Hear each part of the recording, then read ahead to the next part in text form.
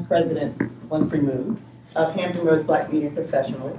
I'm also a founding member of the Hampton Roads Black Media Professionals. And I was telling my current president, Aisha, over there, Aisha Scott, that I kind of teared up this morning because having Byron Pitts, who's one of our first presidents, and then seeing our new chapter leader, it just really touched me because I can look at him and say we didn't mess it up. Somebody entrusted us with something that was so precious and powerful as a voice and a platform and mechanisms and a support system to be able to further what was important to us. And so to be able to recognize that we started off in somebody's living room pretty much. A gentleman named James Wright gathered us together and said, you know, we need to have a collective organization that says whatever resources, whatever connections I have, I'm going to help you with it. I refuse to see you fail if I've got something that I can provide to help uplift you and to motivate you and to support you. And that's been a continuing guide for our chapter. Our programs are based on continuing to grow our membership, continuing to make sure that what we do and the activities that we undertake, they're significant and they're meaningful. We don't just meet to meet. We don't just meet to get together. We meet for a purpose. We meet for a purpose that is going to impact not only our members, but also the community in which we represent. What are some of the challenges that you face from economic to manpower?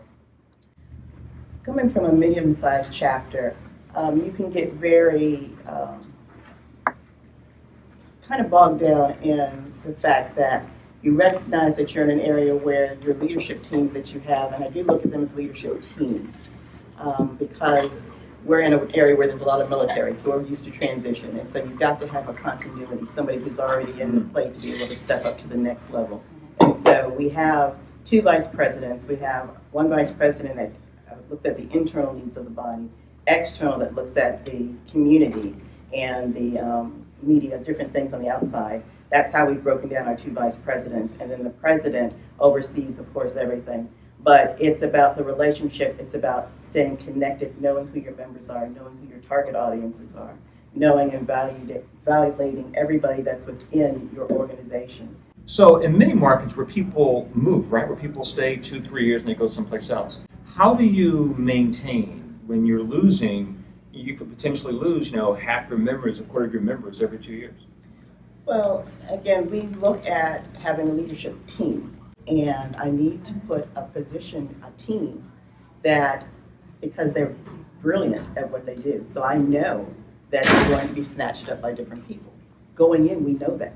And so when you build the chapter knowing that you need to always have somebody ready to step into the next, then there's a smooth transition. When I would talk to Dominus, when I would talk to the president that was there in this leadership team, because he became president January 1st and ended up becoming chief meteorologist in South Carolina 4 months later. When Aisha stepped in, she just moved in because there was always the continuity of conversation, everything that he knew, she knew, and that's how we just look at it. We always look at it as somebody's going to be, because we want you, not that we want you to go, but we want you to grow and develop and leave. This is supposed to be a launching point. Sure. And so she stepped in, Amir stepped in after her, so we have somebody that's already filled her spot. And so when she gets her next position, it's going to be an easy transition.